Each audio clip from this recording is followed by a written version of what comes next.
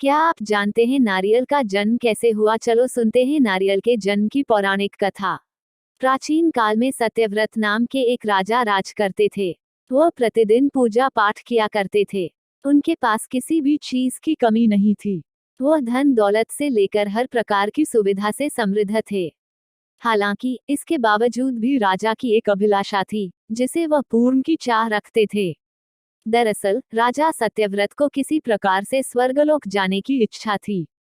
वह अपने जीवन में कम से कम एक बार स्वर्गलोक के सौंदर्य को देखना चाहते थे, लेकिन उन्हें इसका मार्ग नहीं पता था। इधर दूसरी तरफ ऋषि विश्वामित्र अपनी तपस्या के लिए घर से बाहर निकले। चलते चलते वह अपनी कुटिया से काफी आगे चले गए थे। काफी समय बीत गया लेकिन वह नहीं लौटे। इस कारण उनका परिवार भूख और प्यास से तड़प रहा था। राजा सत्यव्रत को जब यह पता चला तो उन्होंने ऋषि विश्वामित्र के परिवार के पालन पोषण की जिम्मेदारी ले ली। कुछ समय बाद जब मुनिवर लौटे तो वे अपने परिवार को कुशल देख काफी प्रसन्न हुए। उन्होंने पूछा कि उनकी अनुपस्थिति में किसने उनकी देखभाल की।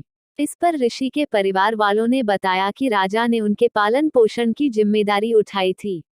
यह सुनकर ऋषि विश्वामित्र तुरंत राजमहल पहुंचे और राजा से मुलाकात की।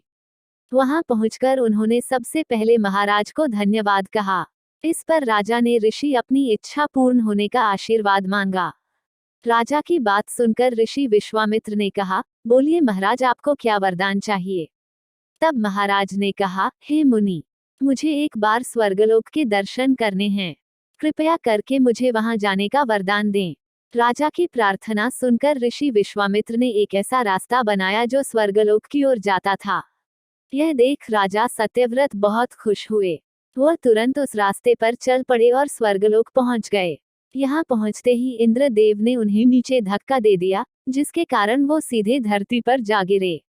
राजा ने सत्यव्रत ने तुरंत सारी घटना ऋषि विश्वामित्र बताई। नए स्वर्गलोक से राजा सत्यव्रत तो बहुत खुश हुए, लेकिन विश्वामित्र को एक चिंता लगातार सता रही थी। उन्हें डर था कि नया स्वर्गलोक कहीं जोरदार हवा के कारण गिर न पड़े। अगर ऐसा होगा तो राजा सत्यव्रत दोबारा से धरती पर जा गिरेंगे।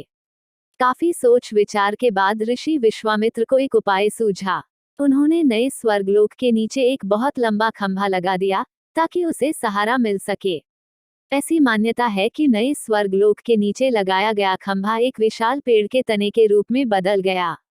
यही नहीं, कुछ समय पश्चात जब राजा सत्यव्रत की मृत्यु हुई तो उनका सिर एक फल में तब्दील हो गया।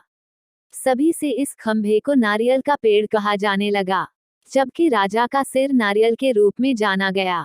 यही कारण है कि नारियल का पेड़ इतना लंबा होता है। अधिक नए वीडियो देखने के लिए कृपया मेरे चैनल को सब्सक्राइब करें, लाइक करें और शेयर करें।